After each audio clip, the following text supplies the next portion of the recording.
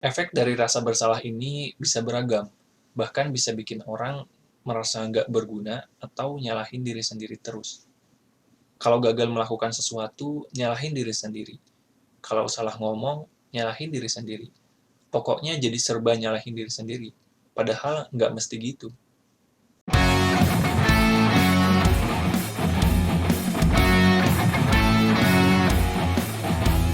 Halo teman-teman, ketemu lagi bersama saya Yasir Fadilah.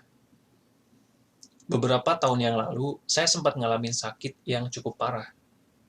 Pada waktu itu, orang tua harus ngeluarin uang buat berobat yang cukup banyak. Mungkin sebagian uang itu adalah uang tabungan mereka. Dan dari situ saya ngerasa bersalah. Saya yang harusnya bahagiain mereka pada waktu itu, malah bikin repot mereka. Mereka memang nggak bilang sih, tapi bisa aja di dalam hatinya ada secuil kekecewaan, karena udah capek-capek ngumpulin uang kan. Tapi saya tetap harus bersyukur karena bisa sembuh, meskipun rasa bersalah itu dirasakan lumayan lama. Dan akibatnya, momen itu terus ngingetin saya buat gak ngerepotin orang tua lagi. Nah, rasa bersalah bisa terjadi karena kesalahan langsung seperti bikin orang lain sakit hati, atau bisa juga karena kesalahan gak langsung, seperti yang saya alami tadi.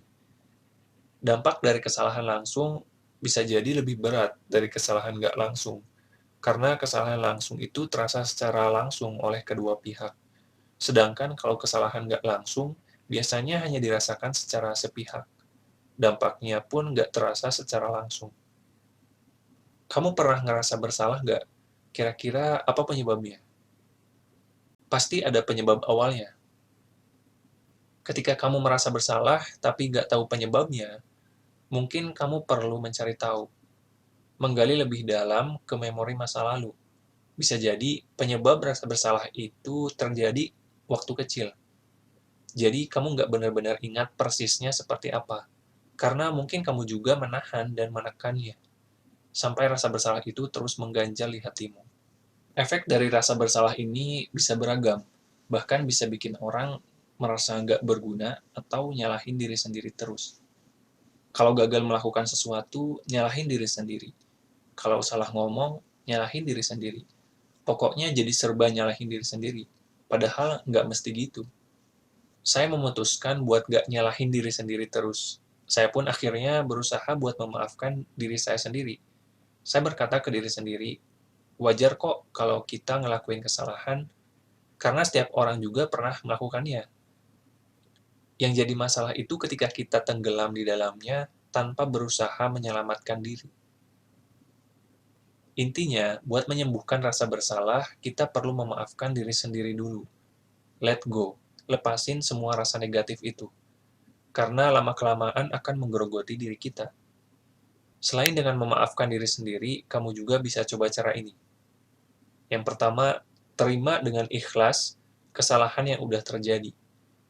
Yang kedua, doakan kebaikan buat orang yang bikin kita ngerasa bersalah dan minta maaf, kalau memungkinkan.